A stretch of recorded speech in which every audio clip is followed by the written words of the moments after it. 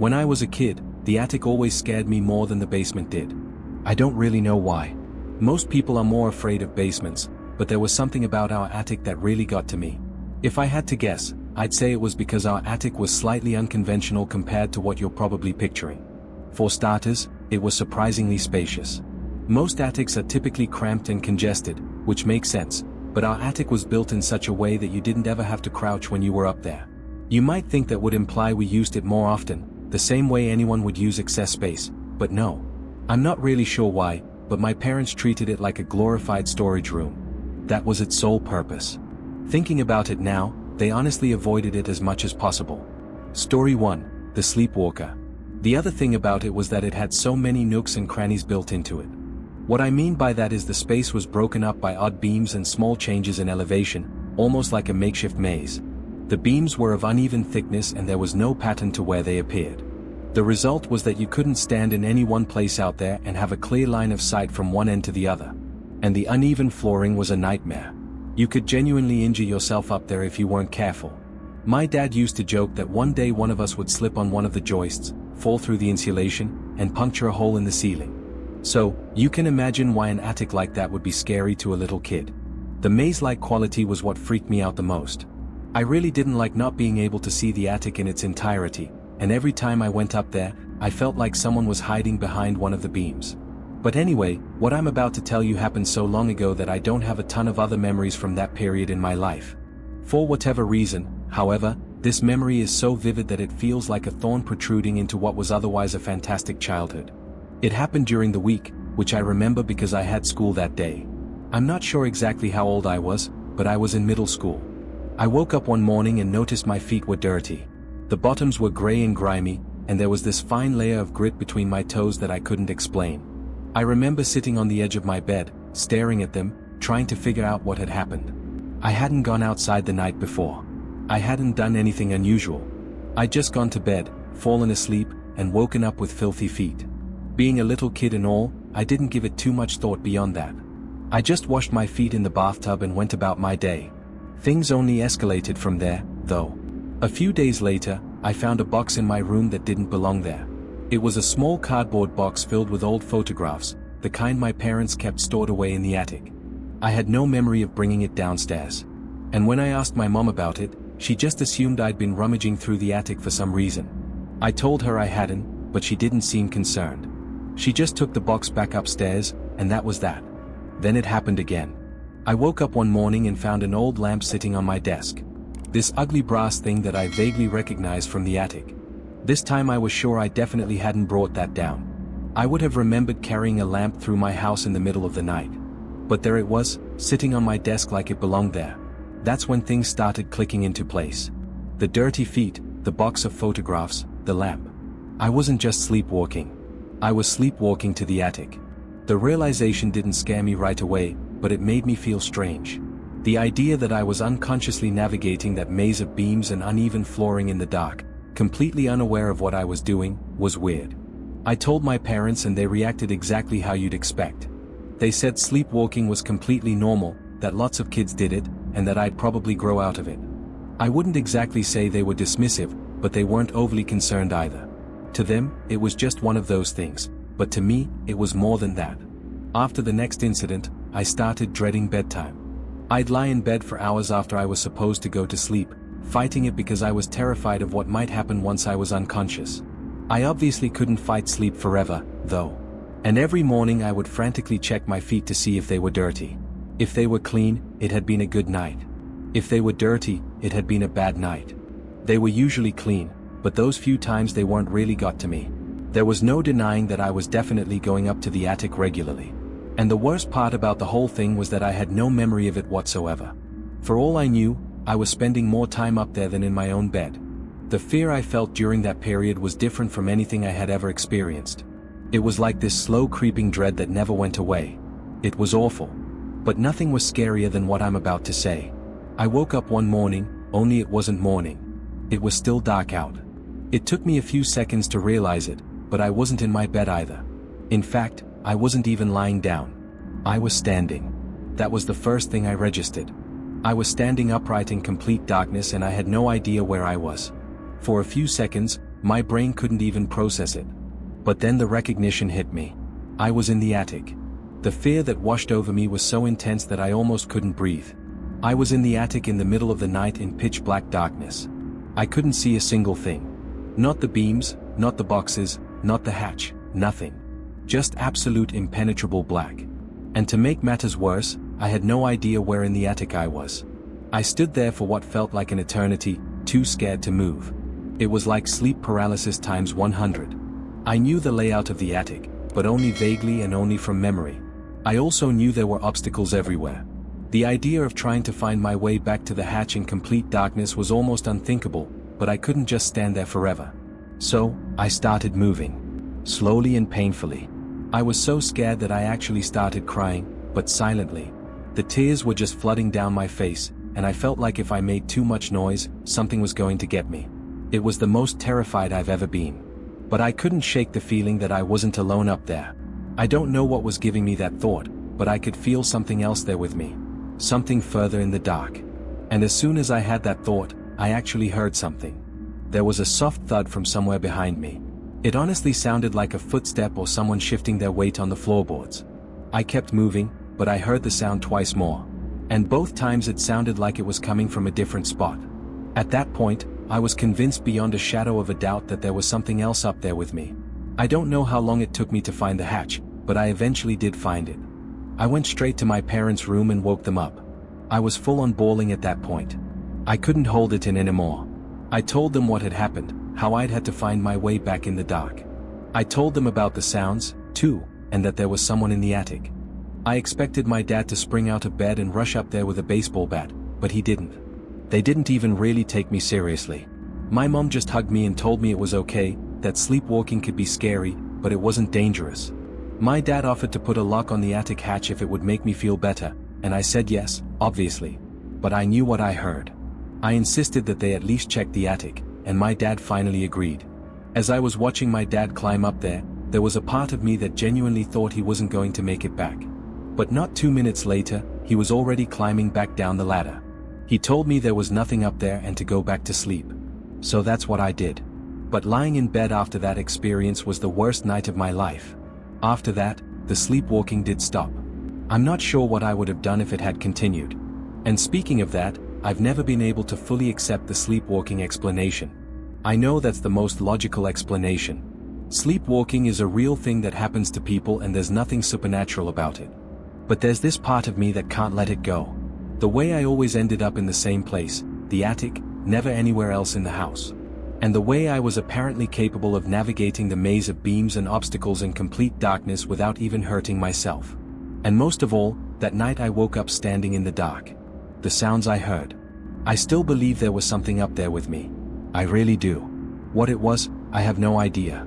I'm obviously a lot older now and I've brought these concerns up to my parents several times, but they always give me the same dismissive answers. It almost feels like they themselves don't want to think about it, which also doesn't make much sense to me. I doubt I'll ever get the answer I'm looking for. Story 2, The Hidden Space. This happened when I was 14 or 15. My family lived in this old house that had been passed down for generations. My dad grew up there and so did his parents before him. I don't live there anymore, but I still think about what I'm about to tell you from time to time. Like most houses, it had an attic. It was basically a graveyard for stuff nobody wanted to deal with. Old furniture, boxes of God knows what, and Christmas decorations. That last one was the only reason anyone ever went up there. Once a year right before the holidays and then once more to put everything back. This happened around Christmas time, but Christmas has basically nothing to do with the story. That particular Christmas, my dad decided I was finally old enough to grab the decorations myself. He gave me the whole rundown. Which boxes to look for, something about the lights being in a separate container near the back wall, and I nodded along like I was paying attention. I wasn't, not really. I was thinking about something else. We finished talking and he sent me up to the attic. I climbed the ladder and pulled down the little chain to turn on the light. I remember looking around and thinking I genuinely couldn't remember the last time I'd been up there.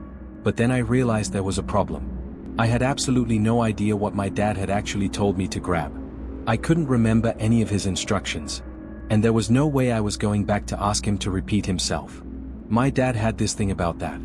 He'd get legitimately pissed off if you made him say something twice. So, I just started opening random boxes that looked like they might contain Christmas decorations.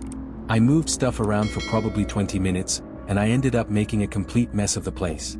I did eventually find the Christmas stuff, which spared me the anxiety of having to go back downstairs empty-handed. But the attic was completely disorganized at that point.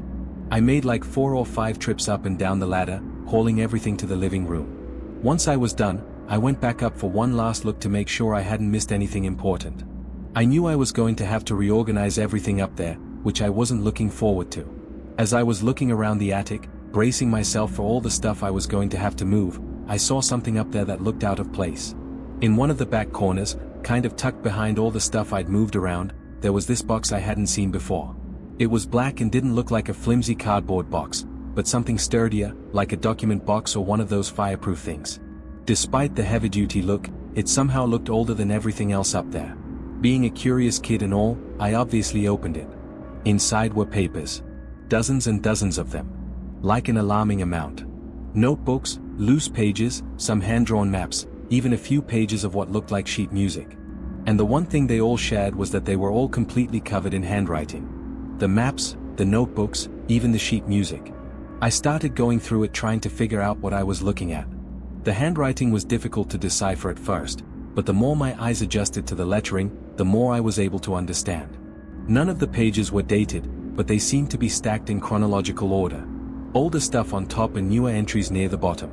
I was so intrigued by that box and those papers that I told myself I wouldn't go back downstairs until I had read each one. The earliest entries were boring. Weather stuff, household tasks, random thoughts about the day. It kind of resembled a disorganized diary, and I was very quickly able to gather that whoever was responsible for writing it all was someone who had previously lived in that house. As I kept reading, though, things got weirder. For starters, the handwriting got slightly more chaotic and illegible, which was the first indication, but that was nothing compared to the content of what I was reading. Whoever wrote all of it had become obsessed with the attic. They kept measuring it. They repeatedly documented the dimensions of the attic over and over, comparing them to the footprint of the house below. According to their math, the attic was smaller than it should have been. There was space along one of the walls, like several feet, that couldn't be accounted for. They went into extreme detail about this one wall. Like cracks, indents, marks. Every square inch of what made that wall distinctive was in there. The entries got even more frantic after that. Based on what I was reading, it was clear that whoever had written them was spending hours at a time in the attic, sometimes even sleeping up there. They started hearing sounds from behind that missing space. Like scratching, breathing, that sort of thing. There were timestamps to go along with some of the entries, like 2:14 a.m. Scratching for approximately 3 minutes. The more I read, the more I realized I was getting a first-hand account of someone's complete descent into madness. There was nothing coherent about any of it. And I didn't believe what they were writing for a second. But it only got worse. The final pages weren't even sentences anymore, just tally marks. Rows and rows and rows of them counting something I couldn't identify. And then the entries just stopped. Either the person had stopped writing them or that was as far back as the record went. By the time I got through everything, I was genuinely shaking. I wanted to put everything back where I had found it, go back downstairs, and purge the memory of ever reading it from my brain. But there was something I had to do first. My eyes went straight to the wall the writer had been so fixated on. And the moment I realized there were actually some marks in it, I started feeling sick. I examined the wall and some of the indents and cracks seemed to line up almost exactly with what that guy had been saying. It was a type of freaky I had yet to experience. I can only describe it as the feeling of being watched, but from multiple different angles. I could picture that guy clawing at the attic wall in a fit of lunacy. It felt like he was in there with me. Suddenly, I didn't want to spend another second in that attic. I grabbed the black box and went straight to my dad. He was just as shocked as I was. He had absolutely no idea what any of it meant, and he had definitely never seen it before. He told me he was 100% sure it wasn't his father's handwriting, which meant whoever wrote those entries must have been a person who lived there even before my grandpa. The thing was, his parents were both gone, and he knew absolutely nothing about the people who had lived in the house before them. My dad went up to investigate, and to my surprise, he took me with him. I felt a lot safer having him with me, so I didn't argue. I stood off to the side while my dad inspected the wall more meticulously than I did, using some of the pages as a guide. After a few minutes, he froze up like he was thinking. I thought he had given up, but he turned to me and told me he was going to rip the wall down. I was actually kind of shocked by that, but I was in no position to oppose him. So, that's exactly what he did. He ripped that wall down with some tools from the garage. And what we saw was shocking. The writer had been right. There was a space back there. A lot of space. It was several feet deep, and it ran the whole length of the wall. But that wasn't even the worst part. The walls of the hidden space were covered in markings. Black lines, symbols, shapes I didn't even recognize. They covered almost every surface. I don't really know how to describe it, but those marks were something else entirely. They didn't look like writing. The implication was even worse than that, though, because my dad and I soon realized that there was no alternative entrance to that hidden space. So, how could someone have ever gotten in there in the first place? My dad and I just stood there completely overwhelmed by what we were looking at. Eventually, once the initial shock wore off, we confirmed there was nothing else in the space, and there wasn't. The entire room was empty with the exception of whatever was drawn all over the walls. Things didn't end there. The more we thought about the situation, the less it made sense. At one point, my dad pointed out that whoever wrote those notebooks, whoever had been so obsessed with documenting every little detail, did not seem like the type of person who would so neatly organize everything in a little box and tuck it away in a corner. Compulsive behavior doesn't end with tidy archival work. That thought hadn't occurred to me until that moment, but I had to admit he was right. But that could only mean that someone else had compiled the collection. My dad was 2 steps ahead of me. I watched as this unreadable look washed over his face. It looked like a mix of sadness and confusion. He was quiet for a little, then said it must have been his father. My grandfather. He must have found the writings at some point, gathered them together, and stored them in that box. There wasn't much to do after that. My dad admitted years later that his dad having withheld something like that from him, and why he would even do that in the first place, was something that would eat at him forever. And I don't blame him. As for me, I don't really know what to make of any of it. It happened so long ago that I don't think it matters anymore. But if I think about it for long enough, I can still freak myself out. I don't think anyone can rationalize it. There's no reasonable explanation. I used to think that whoever had written those entries was the same person who had scratched up that hidden space and that they were probably just insane. But there were things in those pages that someone could only know after the wall was put up. But with the wall being up, there was no other way into that space. It truly makes no sense. My dad wouldn't let me keep the box when we ultimately moved out of that house. For all I know, it's still up there in that attic. All I know is this is a mystery I'll take with me to my grave. Story 3, The Midnight Smoker. I've been a smoker for longer than I care to admit. 23 years now, give or take. At this point, it's less of a habit and more of a ritual. Something to keep my hands busy or to mark the end of a day. The thing is, I refuse to smoke inside. My parents were the same way when they lived here, even though my dad smoked cigars on special occasions. I inherited this house from them about 4 years ago when they finally pulled the trigger and moved down to Florida. They'd been talking about it for years and I think they just needed to know the house would be in good hands before they could actually leave. I was divorced, living in an apartment that was way too small and depressing, so the timing worked out. My only complaint now is that the house actually feels too big, which sounds absurd until you realize it's a 3-story colonial and I live alone. The house also has this big backyard, probably close to an acre if you count the wooded part, and I've gotten into the habit of taking these late-night walks out there while I smoke. It's peaceful. There aren't any neighbors close enough to bother me. And the only light out there comes from my house, so usually it's just me and the crickets and whatever's rustling around in the trees. I usually do a full loop around the property line, which takes about 10 minutes if I'm not rushing. It's become my version of meditation, I guess. Or maybe just my excuse to smoke in peace. There is one thing that needs to be known about the house. The house itself is incredibly old. It has the creaky floors, drafty windows, all that stuff. It's practically impossible to walk around in there without making noise. It also has an attic which is accessed through this pull-down ladder in the upstairs hallway. It's essentially a big storage room, and I only go up there when I need to grab decorations or store some of my parents' stuff that I don't know what to do with, but I don't want to throw away. There's a tiny little window up there, too, which overlooks the backyard.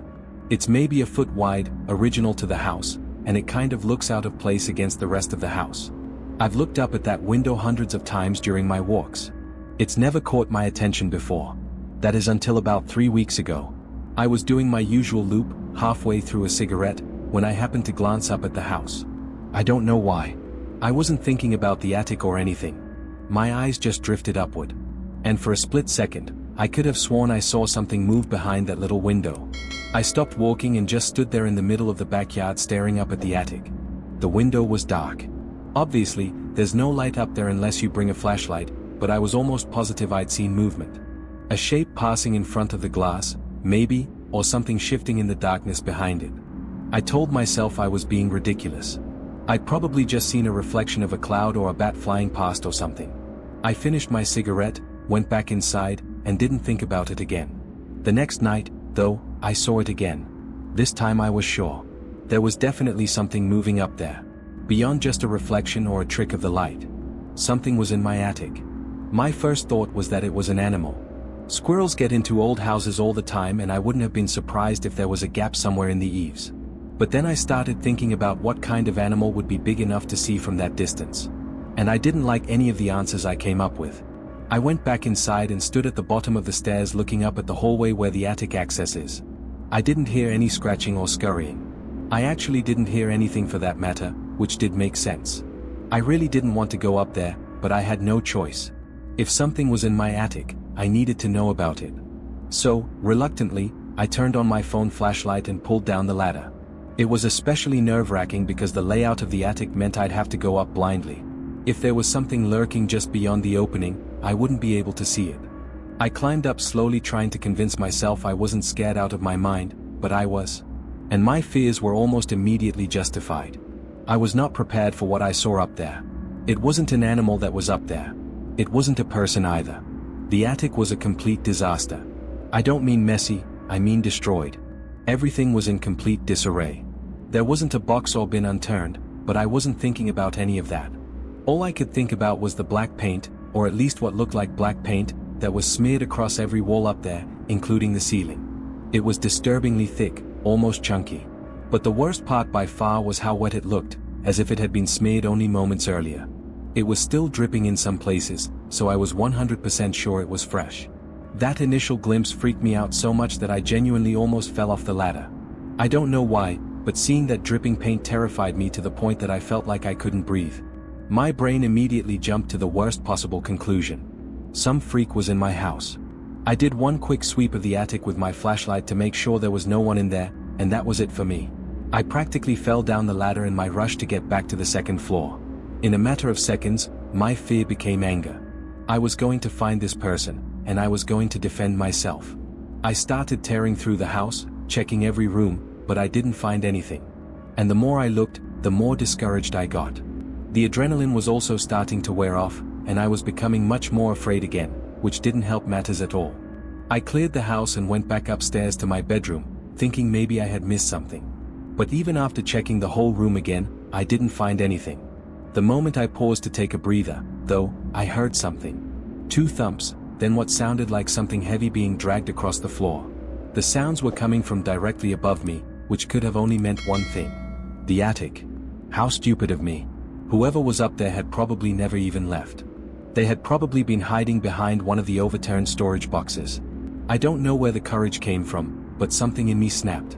This was my parents' house, and whoever was up there violated it. Before I could talk myself out of it, I ran downstairs to the kitchen and grabbed the biggest knife I could find. And you best believe I was ready to use it. I went back upstairs and pulled the ladder down again. My hands were shaking so badly I could barely grip the rungs. But I forced myself to keep climbing. And then I just started screaming like a full-on lunatic. I burst through the attic opening, yelling at the top of my lungs, waving the knife around like some kind of maniac. Part of it was anger, but honestly, most of it was fear. I stomped around the attic as aggressively as I could, flipping boxes and screaming the whole time, but there was no one up there. I was sure about it this time. My attic isn't that big. It's just one big space, so there's quite literally nowhere to hide. There was something up there, though. Something new. Seeing it killed every ounce of bravery I had managed to scrape together. There were scratch marks everywhere. Long deep gouges in the wooden beams and floorboards like an animal had been clawing at them. The paint from before was still there, but the scratches were laid over everything. And after seeing that, I was done. I ran back down to the first floor bathroom, locked myself in there, and called 911. The police arrived maybe 15 minutes later. 2 officers went up to check the attic while I was waiting downstairs with the third one. When they finally came back down, all they could tell me was the attic was empty. They also told me they couldn't find any gaps anywhere up there. So, whoever had vandalized my property and terrified me must have left through the house. I insisted that their explanation was impossible. I would have heard them leave. Like I said before, the house is incredibly creaky. So, even the slightest step is enough to make a sound that I would have heard, even from a floor down. But, there was nothing else the officers could do and nothing else they could tell me. So, they left. It's been 3 weeks since that night, and luckily, there haven't been any further incidents. So, I guess I have no choice but to believe that some homeless person snuck into my attic, vandalized it for whatever reason, and left without me noticing. But the problem is, I don't believe that. I really don't know what to make of all this, but I refuse to believe that some homeless person caused all of it. It's something worse than that. I still haven't been back up there, even to clean the paint. I really don't know what to do.